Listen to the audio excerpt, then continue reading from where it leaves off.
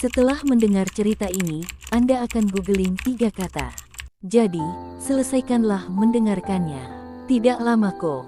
Lars Mitang lahir pada tanggal 19 Februari tahun 1986, Berlin, Jerman. Kemudian pindah ke Marne bersama ibunya yang bernama Sandra Mitang dan ayahnya. Mereka tinggal di Marne untuk beberapa waktu. Tidak lama kemudian, mereka pindah ke Itzehoe, Jerman. Lars menjalani masa kanak-kanak dengan riang gembira dan mempunyai banyak teman. Salah satu kegemaran Lars adalah menonton tim sepak bola favoritnya. Setelah menyelesaikan pendidikannya di universitas selama 4 tahun, Lars mengambil kursus tambahan dan pelatihan lanjutan untuk menjadi operator pembangkit listrik. Setelah mendapatkan nilai tertinggi di semua mata kuliahnya, dia mendapat pekerjaan di pembangkit listrik di Wilhelmshaven. Rasa sayang Lars pada orang tuanya terbukti pada tahun 2012 ketika ayahnya mengalami stroke dan membutuhkan perawatan intensif. Lars yang tinggal di Wilhelmshaven akan pulang pada akhir pekan di sela-sela shift kerja untuk membantu Sandra merawat ayahnya. Di tahun 2014 dia melanjutkan usaha olahraganya dan menjalin kasih dengan seorang wanita selama beberapa tahun. Semua berjalan sangat baik hingga pada salah satu liburannya menjadi mimpi buruk. Di pantai Bulgaria, Lars menghilang dan tidak pernah ditemukan hingga saat ini. Lalu bagaimana Lars bisa menghilang? Selamat datang di Bukan Bonekamu, membahas kasus kisah nyata dari berbagai penjuru. Semoga kamu selalu menungguku.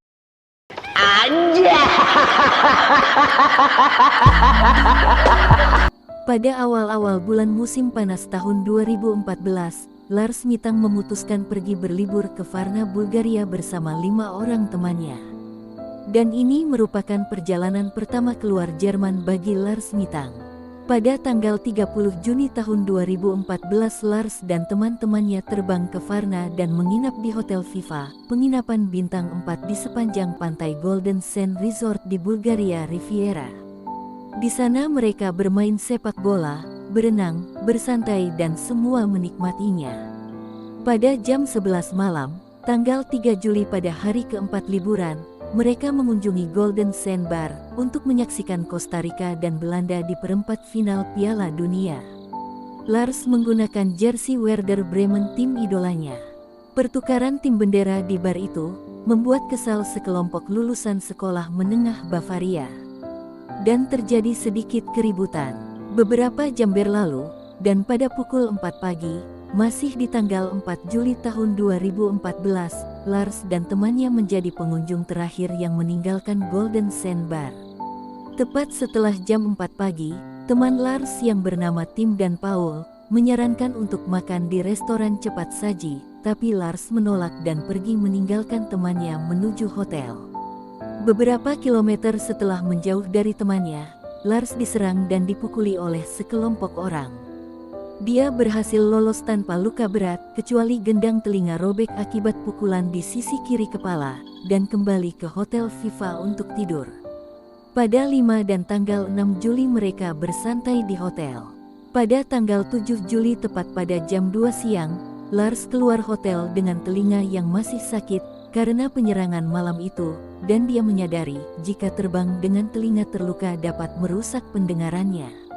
Lars memutuskan mengunjungi dokter antara jam 12 sampai jam 1 siang, dan dokter menyebutkan bahwa gendang telinganya pecah dan mengatakan bahwa Lars tidak dapat terbang dengan kondisinya yang seperti itu. Sebaliknya, dokter merujuk Lars ke rumah sakit Anna di Varna untuk mendapatkan pemeriksaan lanjutan. Namun sebelum pergi ke tempat rujukan dokter, Lars mengunjungi temannya di Hotel Viva pada pukul 5 sore dan menyuruh temannya pergi sesuai rencana. Dan Lars akan pulang setelah sembuh nanti. Sekitar jam 8 malam, sebuah bus menjemput teman-temannya dari Hotel Viva menuju bandara. Kemudian Lars menaiki taksi dengan tujuan rumah sakit Anna.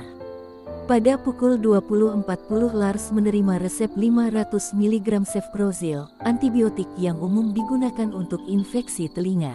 Pada pukul 21.41, Lars keluar rumah sakit Anna dengan menaiki taksi yang sama, dan berhenti di depan sebuah apotek. Namun, di sana tidak tersedia yang diresepkan dokter, dan baru menemuinya di apotek kedua. Kemudian, Lars masih diantar taksi yang sama, mengunjungi Color Hotel Varna untuk menginap, sesuai saran dari sang sopir.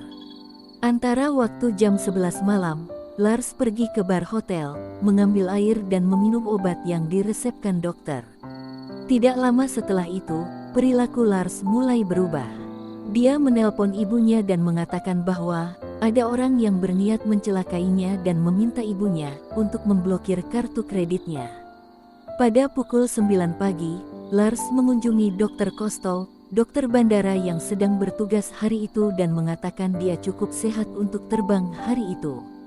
Pada jam 10 pagi, pada hari Senin tanggal 8 Juli tahun 2014, Lars berlari keluar ruang pemeriksaan, sesaat setelah ada seseorang yang masuk ke ruangan Dr. Kostol. Lars berlari meninggalkan terminal dan melarikan diri dari bandara, memanjat pagar, dan pergi ke padang rumput yang berdekatan dengan bandara. Dan menghilang di kebun bunga matahari yang menuju sebuah hutan. Ini adalah penampakan Lars Mitang sebelum dia benar-benar hilang sampai saat ini.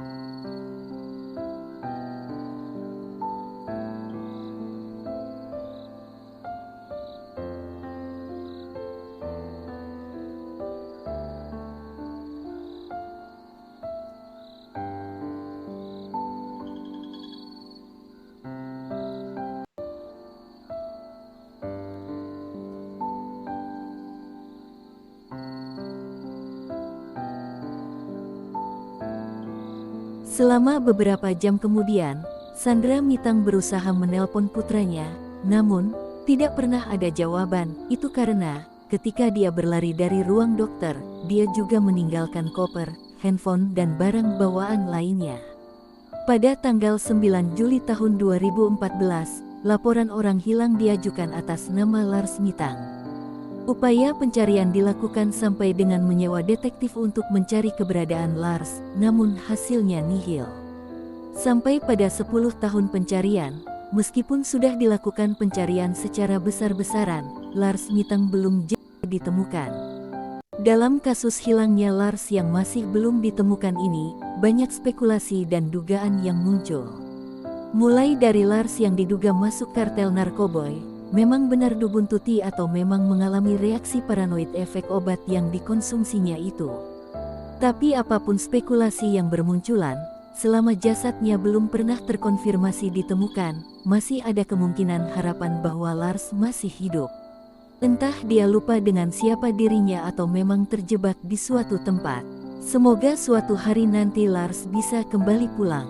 Hatur nuhun sudah menonton, sampai jumpa di video selanjutnya.